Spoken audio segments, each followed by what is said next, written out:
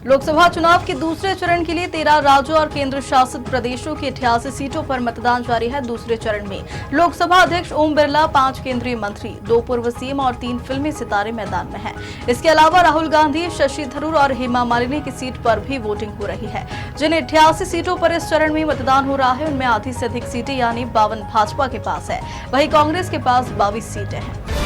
भारतीय सराफा बाजार में सोने के दाम चौथे दिन भी मंदी की गिरफ्त में रहे हैं। ज्वेलर्स का मानना है कि गिरते दामों को ध्यान में रखते हुए अक्षय तृतीया पर बाजार में अच्छी ग्राहकी देखने को मिल सकती है। गुरुवार को सोना 200 रुपए टूटकर 73,000 से नीचे 72,900 रुपए प्रति 10 ग्राम रह गया है। वहीं चांदी 400 रुपए सुधर कर 80,200 रुपए प्रति 10 ग्राम पहुंच गई है।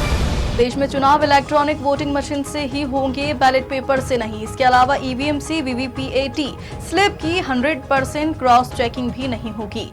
सुप्रीम कोर्ट ने शुक्रवार को इन मामलों से जुड़ी सभी याचिकाएं खारिज कर दी है। जस्टिस संजीव खन्ना और जस्टिस दीपांकर दत्ता ने कहा कि हमने प्रोटोकॉल, तकनीकी पहलुओं पर विस्तार से चर्चा की है। इसके बाद हमने एक मत से फैसला लिया है। इससे पहले 24 अप्रैल को 40 मिनट की सुनवाई के बाद बेंच ने फैसला सुरक्षित रख लिया था। जस्टिस संजीव खन्ना ने कहा था कि हम मेरिट पर दोबारा सुनवाई नहीं कर रहे हैं, हम कुछ निश्चित स्पष्टीकरण चाहते हैं। हमारे कुछ सवाल थे और हमें जवाब मिल गए हैं, फैसला सुरक्षित रख रहे हैं। मध्य प्रदेश में वेस्टर्न डिस्टर्बेंस, साइक्लोनिक सर्कुलेशन और ट्रफ लाइन की वजह से पिछले 6 दिन से बारिश हो रही है। मौसम विभाग ने 26 और 27 अप्रैल के लिए ऑरेंज और येलो अलर्ट जारी कर दिया है। ऑरेंज अलर्ट वाले जिलों में ओले भी गिर सकते हैं। इंदौर, भोपाल, राजगढ़ के कई इलाकों में शुक्रवार सुबह बारिश हुई। मौसम विभाग का कहना है कि अगले 24 घंटे में भोपाल, शाजापुर, बड़वानी, इंदौर और उज्जैन सहित कई जिलों में बारिश हो सकती है। राजगढ़ के खिलचीपुर में शुक्रवार सुबह से रुक रुक कर हो रही बारिश के साथ ही चली तेज हवा और आंधी भी चली है। इसे केंद्रीय गृह मंत्री अमित शाह की सभा स्थल के टेंट का कुछ हिस्सा उड़ गया है। दोपहर में शाह की सभा होना थी, उसके पहले ही आंधी तूफान से टेंट धराशायी होने से भाजपा कार्यकर्ता और प्रशासन दोबारा व्यवस्था जमाने में जुटे हैं। यहाँ अमित शाह भाजपा प्रत्याशी रोडमल नागर के पक्ष में जनसभा करेंगे। इसके बाद गुना में ज्योतिरादित्य सिंधिया के समर्थन में सभा को संबोधित करेंगे। लोकसभा चुनाव के दौरान उज्जैन जिले में 76 लोग ऐसे चिन्हित किए गए हैं जो गड़बड़ी करने के साथ उपद्रव मचा सकते हैं। उज्जैन पुलिस ने 76 लोगों की पूरी फाइल तैयार कर ली है, जिन पर पुलिस की विशेष निगाह रखी जा रही।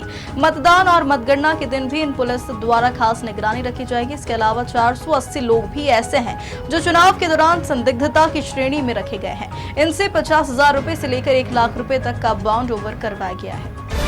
इंदौर लोकसभा सीट से कांग्रेस प्रत्याशी अक्षयकांत तिबम समेत अन्य लोगों पर 17 साल पुराने केस में हत्या के प्रयास धारा 307 की धारा बढ़ा दी गई है। केस में न्यायिक मजिस्ट्रेट प्रथम श्रेणी निधि नीलेश श्रीवास्तव ने सभी को 10 मई को कोर्ट में पेश होने के आदेश दिए हैं। फरियादी की धारा 161 में दिए गए बयान को आधार मानते हुए कोर्ट ने पुलिस को केस डायरी प्रस्तुत करने के निर्देश भी दिए हैं। इसके साथ ही फरियादी ने स्पष्ट किया है कि इस मामले का वर्तमान चुनावी माहौल से इसका कोई लेना देना नहीं है।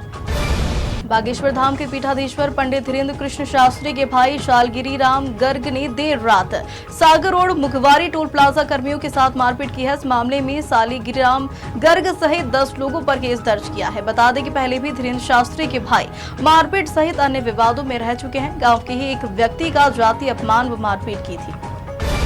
नई दिल्ली में आयोजित कार्यक्रम में गुरुवार को ग्वालियर स्मार्ट सिटी कॉर्पोरेशन को देश के प्रतिष्ठित हडको अवार्ड से सम्मानित किया है। केंद्र सरकार के उपक्रम housing and urban development corporation limited द्वारा विरासत संरक्षण श्रेणी में ग्वालियर स्मार्ट सिटी को प्रथम पुरस्कार से सम्मानित किया है, जबकि अनेक श्रेणी लैंडस्केप प्लानिंग एंड डिजाइन के तहत विशेष पुरस्कार दिया है। ग्वालियर में 85 वर्ष से अधिक आयु वर्ग के बुजुर्गों एवं 40% से ज्यादा दिव्यांगता वाले मतदाताओं से घर घर जाकर वोट डलवाने का सिलसिला शुक्रवार 26 अप्रैल तक शुरू होगा। प्रथम चरण में 26 व 27 अप्रैल को घर घर जाकर मतदान दलों द्वारा भारत निर्वाचन आयोग के दिशा निर्देशों के तहत डाक मतपत्रों के माध्यम से वोट डलवाए जाएंगे। यदि पहले चरण में कोई बुजुर्ग या दिव्यांग मतदाता घर पर नहीं मिलता है तो उसके यहाँ द्वितीय चरण में 28 अप्रैल को वोट डलवाने के लिए मतदान दल पुनः पहुंचेगा।